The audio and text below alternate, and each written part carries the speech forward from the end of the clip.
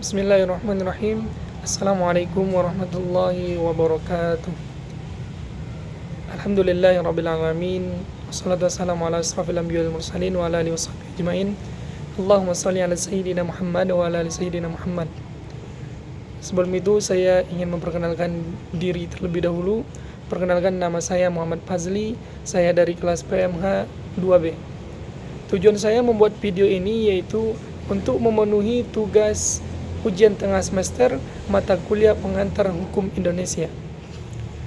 Baiklah, saya di sini terlebih dahulu akan membahas tentang hukum positif Indonesia. Sebelum itu kita harus mengetahui apa itu hukum positif Indonesia. Hukum positif Indonesia adalah keseluruhan peraturan perundang-undangan yang berlaku di Indonesia dan diakui oleh negara sebagai sumber hukum yang sah. Hukum Indonesia juga meliputi berbagai jenis undang-undang. Di antaranya yaitu peraturan pemerintahan, keputusan menteri, peraturan daerah, dan peraturan perusahaan.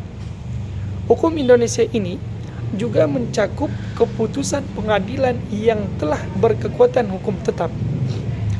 Hukum Indonesia ini juga memiliki beberapa karakteristik, di antara lain yaitu yang pertama yaitu hukum berlaku secara universal.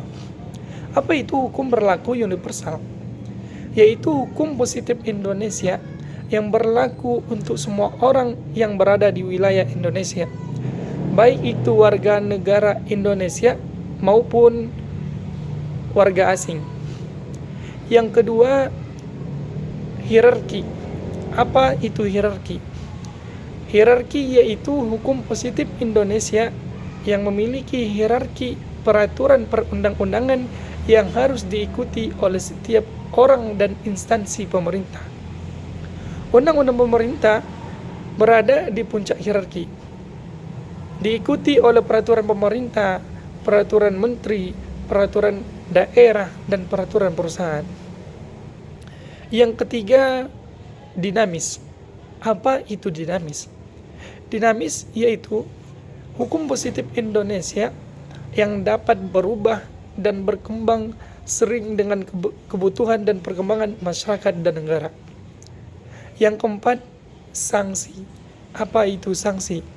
Sanksi yaitu hukum positif Indonesia yang dilengkapi dengan sanksi bagi pelanggarannya, mulai dari sanksi administratif hingga pidana, tergantung dan tingkat puncak pelanggaran yang dilakukan dan jenis peraturan perundang-undang yang dilanggar. Kalau menurut pendapat Van Aveldorn, yaitu hukum terdapat di seluruh dunia, di mana ada suatu masyarakat yang tidak mengenal hukum. Oleh karena itu, hukum itu sudah merupakan suatu pendapat yang diterima umum bahwa tidak ada masyarakat yang tidak mengenal hukum, sekalipun masyarakat itu sederhana. Itu menurut pendapat Van Aveldorn. Kemudian kita lanjut yaitu sejarah perkembangan hukum Indonesia. Ada beberapa sejarah perkembangan hukum Indonesia. Yang pertama yaitu masa prakolonial. Yang mana masa prakolonial ini yaitu sebelum kedatangan bangsa Eropa ke Indonesia. Masyarakat Indonesia memiliki sistem hukum yang berbeda-beda antar suku dan daerah. Sistem ini juga didasarkan pada tradisi dan adat istiadat masyarakat setempat. Yang kedua yaitu masa kolonial. Masa kolonial ini yaitu pada masa ini hukum yang berlaku di Indonesia adalah hukum Belanda yang diberlakukan melalui peraturan-peraturan kolonial. Selama masa ini, sistem peradilan juga diperkenalkan dan terjadi pengadopsian beberapa aspek hukum ke dalam sistem hukum nasional, seperti Kitab Undang-Undang Hukum Dagang yaitu KUHD. Kemudian yang ketiga yaitu masa kemerdekaan. Masa kemerdekaan ini yaitu setelah kemerdekaan Indonesia. negara Indonesia memiliki tugas untuk menciptakan sistem hukum nasional yang merdeka dan berdaulat. Pada tahun 1945, Konstitusi Indonesia diterima dan menjadi landasan hukum utama Indonesia. Selanjutnya dibentuk pula Mahkamah Agung sebagai lembaga peradilan tertinggi di Indonesia. Kemudian yang keempat yaitu di era Orde Baru. Pada era ini terjadi sentralisasi kekuasaan di Indonesia dan hukum diberlakukan untuk mempertahankan kekuasaan pemerintah. Hukum yang diterapkan pada masa ini didasarkan pada kepentingan negara dan kebebasan individu yang dibatasi. Kemudian yang kelima yaitu di era reformasi. Setelah Orde Baru, terjadilah perubahan besar dalam sistem hukum Indonesia. Konstitusi Indonesia diubah untuk memperkuat sistem demokrasi dan perlindungan hak asasi manusia.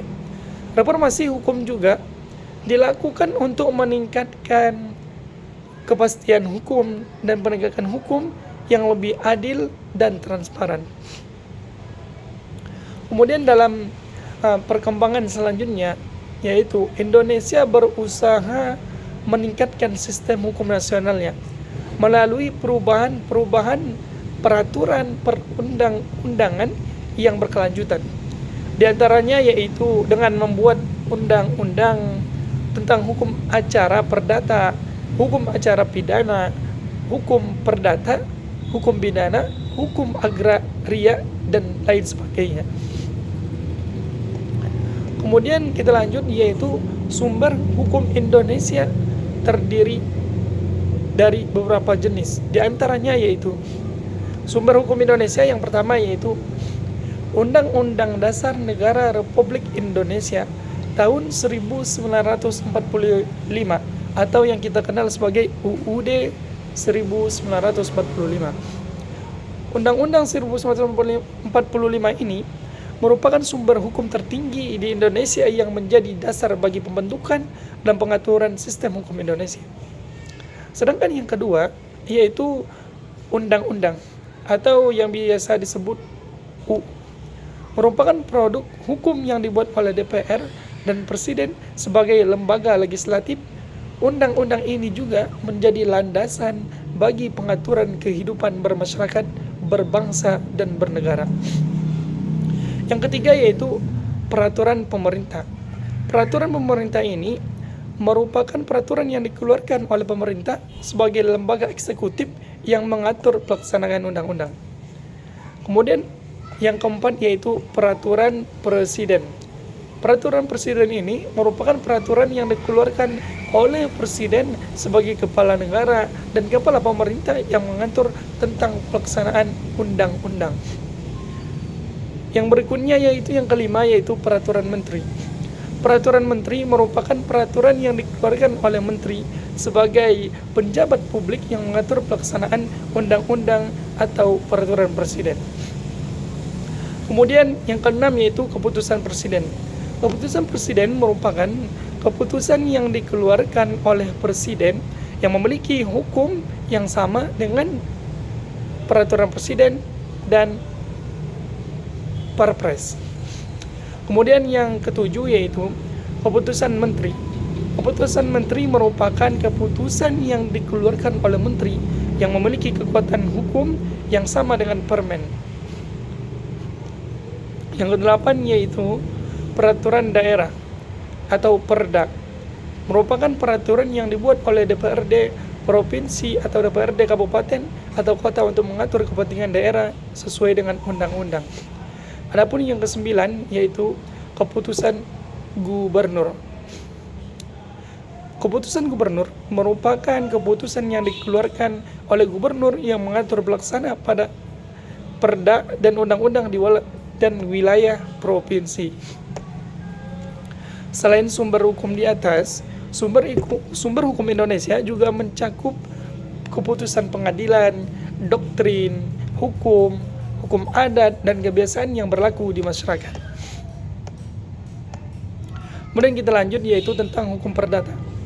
Hukum perdata disebut juga hukum sipil. Terus apa yang dimaksud dengan hukum perdata atau hukum sipil? Hukum perdata adalah bagian dari hukum yang mengatur hubungan hukum antar individu, perusahaan, atau organisasi lainnya yang terkait dengan hak milik, kontrak, tanggung jawab, dan masalah hukum yang lainnya yang berkaitan dengan kepentingan pribadi atau bisnis. Hukum perdata biasanya meliputi aturan tentang membentuk dan pelaksanaan kontrak, perjanjian jual beli, warisan, hibah, penceraian, dan masalah hukum lainnya yang terkait dengan kehidupan sehari-hari individu dan bisnis. Tujuan dari hukum perdata adalah untuk menyelesaikan sengketa hukum antar individu atau organisasi secara adil dan efisien. Dasar berlakunya hukum perdata ini adalah adanya kebutuhan untuk mengatur hubungan antar individu atau badan hukum yang memiliki kepentingan yang berbeda di kehidupan masyarakat.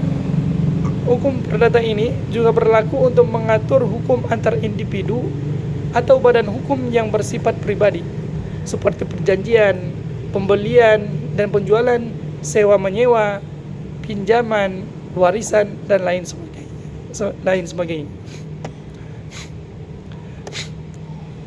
Kemudian prinsip-prinsip yang melandasi hukum perdata di antara lain yaitu ada kebebasan berkontrak, prinsip kesetaraan, dan prinsip kepastian hukum.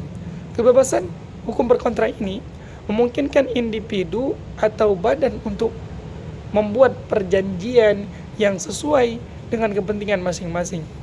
Selama tidak bertentangan dengan hukum dan kesusilaan, prinsip peraturan meminjam menjamin bahwa kedua belah pihak memiliki hak yang sama dan memperlakukan mereka dengan adil. Sedangkan prinsip kepastian hukum memastikan bahwa hubungan hukum yang telah dibuat akan dihormati dan dilindungi oleh hukum. Dalam pelaksanaannya, hukum perdata juga dapat dikembangkan dan diperbarui sesuai dengan perkembangan zaman dan kebutuhan masyarakat. Adapun yang terakhir yaitu adalah tentang hukum dagang. Hukum dagang adalah aturan hukum-hukum yang mengatur hubungan orang yang satu dengan yang lainnya. Dan hukum dagang ini termasuk juga hukum perdata khusus. Pada mulanya hukum dagang ini kita kenal sebagai hukum dagang yang mulai muncul di kalangan kaum pedagang sekitar abad ke-17. Kaidah hukum tersebut itu sebenarnya merupakan kebiasaan di antara mereka yang muncul dalam pergaulan di bidang perdagangan itu sendiri. Dan juga beberapa hal yang diatur dalam KUH Perdata diatur juga dalam KUHD. Jika ketentuan-ketentuan itu dalam KUHD Perdata diatur juga dalam KUHD, jika itulah yang berlaku. KUH Perdata merupakan lex generalis, yaitu hukum umum. Sedangkan KUHD merupakan lex specialis, yaitu hukum khusus. Dalam hubungannya dengan hal tersebut berlaku adagium lex specialis. Lex generalis, hukum khusus merupakan menghapus hukum khusus, menghapus hukum umum.